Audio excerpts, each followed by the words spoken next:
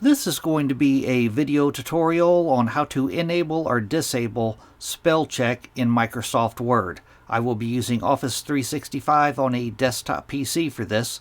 Let me jump over to Word here.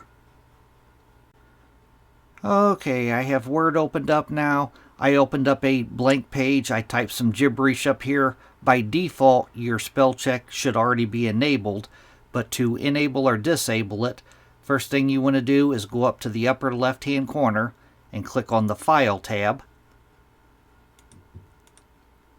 Then you want to go all the way down at the bottom and click on Options.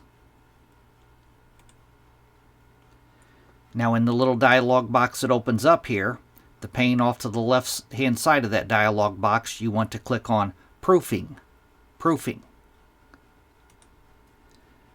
And then down here towards the bottom, under it says when correcting spelling and grammar in Word.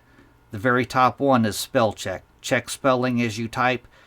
If it's enabled, it will be checked. To disable it, you just uncheck it.